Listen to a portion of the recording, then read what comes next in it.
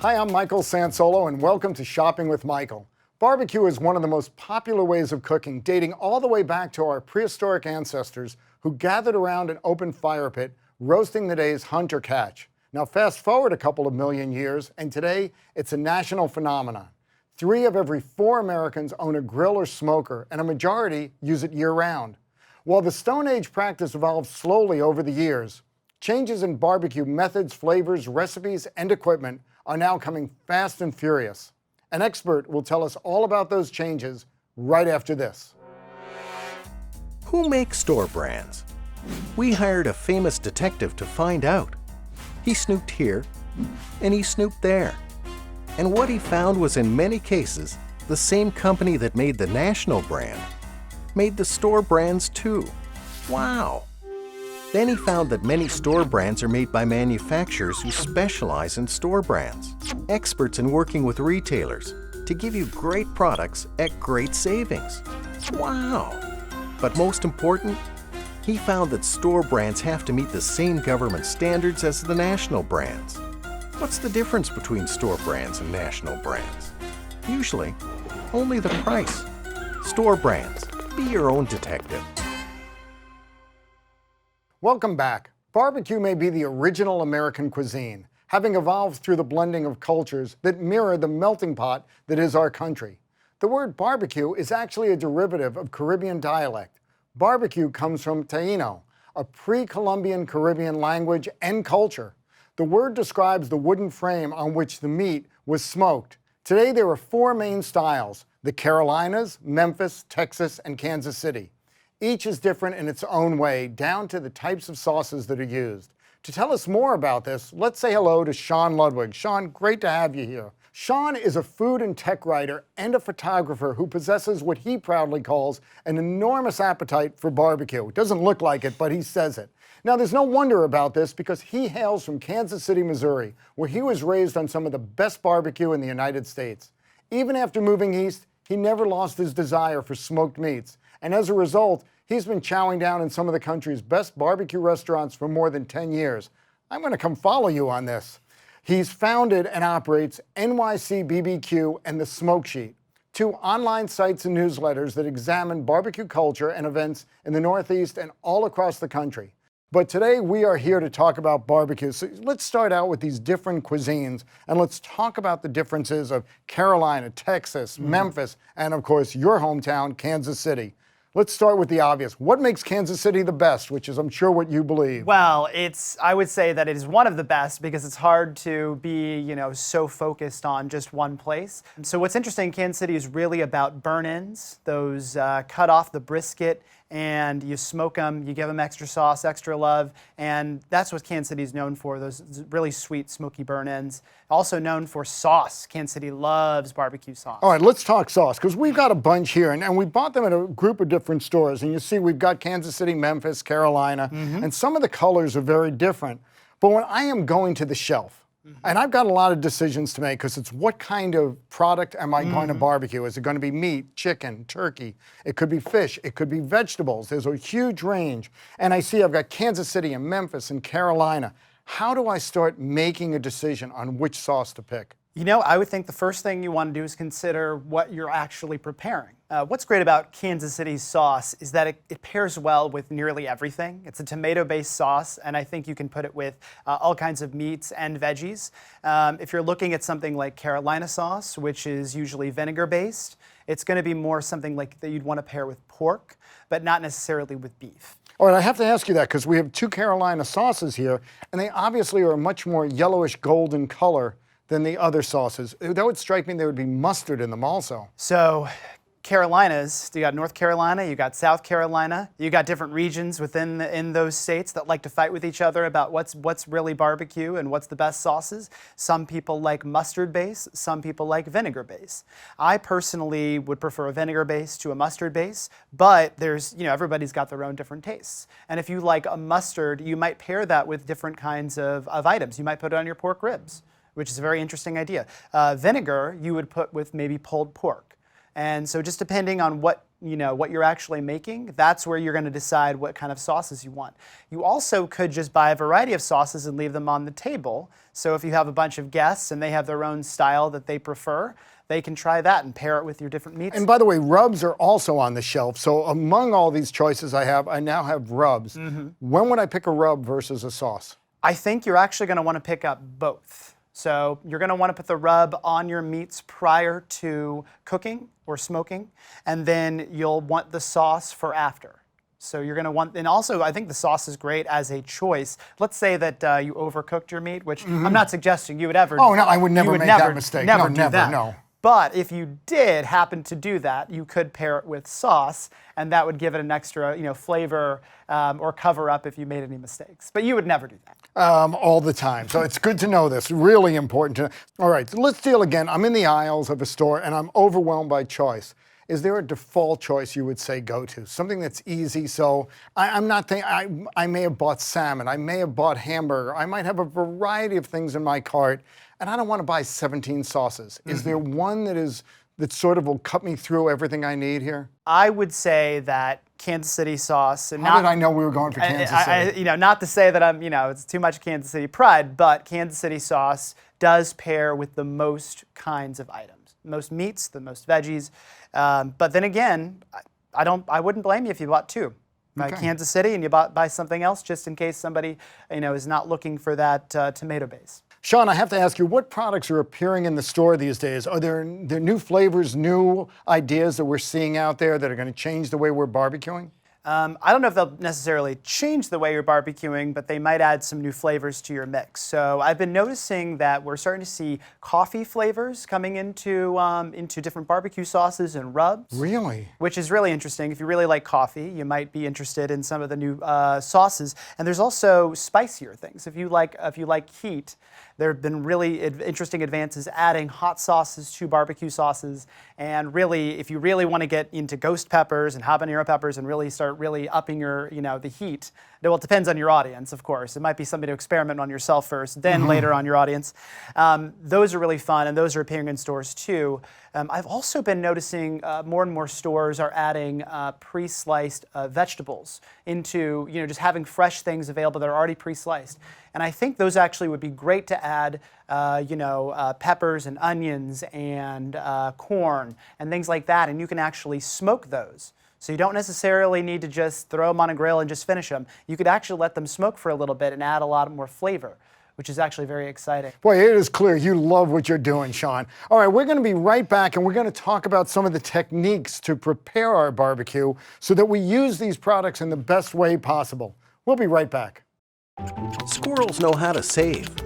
They have to. But people, they're a different story. Some try coupons or check apps for the lowest price. Some wait for the word SALE. Many people, however, know that the lowest prices without coupons or special sales come when they regularly buy store brands. Food, beverages, household, health and beauty. Your supermarket, drug chain, or mass merchandiser has store brands with comparable ingredients, taste, and performance to more expensive national brands. A family of 4 can save $1,500 a year, and you can squirrel that away for other things you need to buy. Store brands, the real way to save. Welcome back. The 5 most popular days to barbecue, and frankly, I didn't know this, are July 4th, Labor Day, Memorial Day, Father's Day, and Mother's Day. But Sean, there doesn't seem to really be a barbecue season anymore. Maybe that's why those days surprised me. Is there a season? I don't think there's one barbecue season. I think barbecue's popularity and the accessibility now is it's really a year-round thing. So I think you can fire up your grill or your smoker any part of the year as long as the weather's decent enough, and you can have it. Now, it's true there's going to be more during the summer. That's natural. It's easier to get people together during the summer months. But I really think you can, as long as you're prepared, you can do it anytime you want. Sure. All right, let's talk about some of the techniques that we use. Now, I told you that I'm using charcoal. Yes. How do I manage my zones on the grill? Let's start with that. You're definitely ahead of the game, I think. There's not a lot of people, I think, that are thinking about making sure that you've got your hot zone, your cold zone. But what's great is that if you feel like it, you have the versatility. If you wanted to smoke everything and keep it on the cool zone and just let the heat and the smoke actually do the cooking, you can do that too if you feel like it. Now, you may It not takes have a lot longer. You may not have the time. Yeah. So the thing is, what's great is you have the option to do either. You want to do hot and fast, or in barbecue world, low and slow. And I really do like low and slow. I think that you're going to produce your best quality meats under the low and slow. You know, unfortunately, it does take quite some time. So 6 hours for ribs or a 18-hour brisket. I'm not sure that I can do that. Well, let's start with the whole term smoking, because you've talked about that quite a bit, and I know people have smokers. I don't have a smoker. I just have a grill. Most of the folks I know have one grill. A grill can also serve as a smoker? It can, as long as it's large enough and has the right areas for it. Now, if it's relatively small, it's probably more likely that it's just going to be used for, you know, grilling, straight up grilling. But I think that if you know what you're doing and you do your research, you can also use it as a smoker. All right, another thing, and we have a couple of tools here. You know, we've got your basic tongs and we have a spatula. How do you recommend, what kind of tools must a barbecuer have, and do people use them correctly?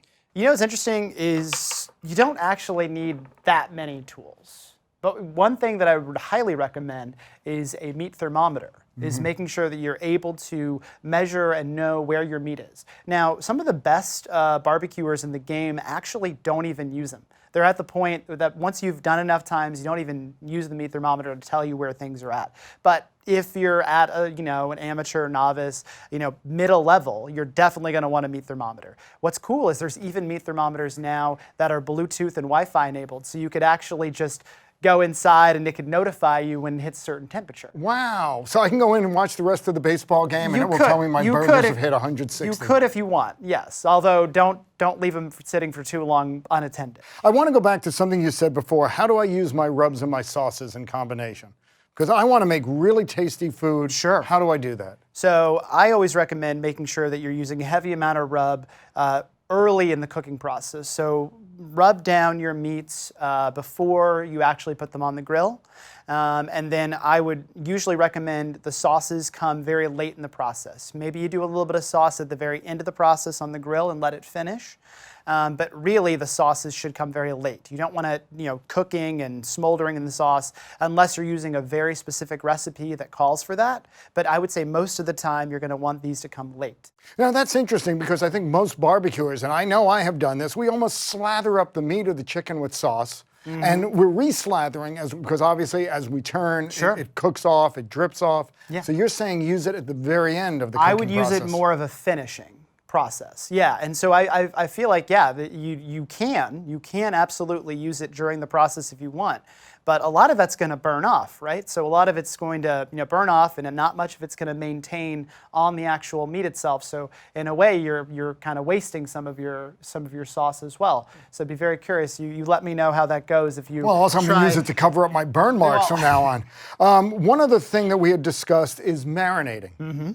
Now, a lot of us like to marinate the meat well in advance. You said that may not be so necessary. You may not need to. I think if your recipe is very specific and calls for marinating or tenderizing the meat before it goes in, but a lot of the best, the best barbecue that you can get in the country never goes through a marinating process. But then again, it's going through a very quick turnaround process. You know, you're serving barbecue every day, then you're not going to have a lot of time for marinating. But if your recipe is very specific and calls for letting it sit for a few hours in a marinade before it goes on, you probably should follow that recipe. All right, do me a favor, look a little bit forward. What do you see as some of the new hot trends that we're going to be looking at in barbecuing? I think that we're going to see people continue to experiment with different types of cuisines and adding those to barbecues. So Asian cuisine, Mexican cuisine, bringing just new ideas into what you think of as traditional American barbecue. Because it's not just going to be, you know, it's always been evolving, and ribs and whatever. So, you know, I think that we've over the years, we've seen people starting to add new ideas to barbecue by blending cultures together. Are there any mistakes we're all making making that you, before we sign off, that you would say, these are things you got to stop doing, folks? I would say, and this is interesting, I think if you can get yourself a charcoal grill, if you can move away from gas sometimes, I think that's a good idea. And there's also charcoal briquettes and hardwood charcoal. And I think that you should experiment with hardwood charcoal.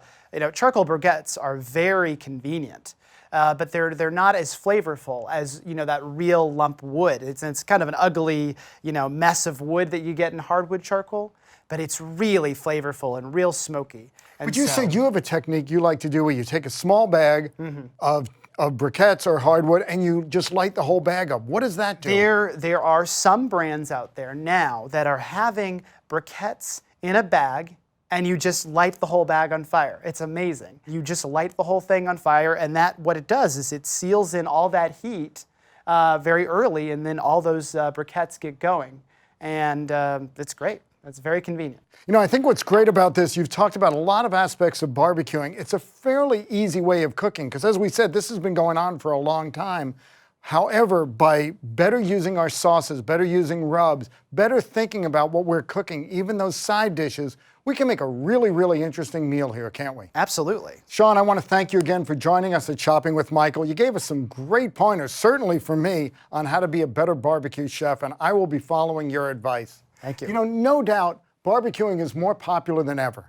Maybe it's just an homage to our past, connecting us with the beginning of our existence and teaching us that we retain a semblance of those roots. Or maybe we just cook outdoors so our house stays cool. Whatever the reason, it's fun and the food tastes great. Barbecue brings unique flavors and dishes, and it's a great way to entertain family and friends. See you next time on Shopping with Michael.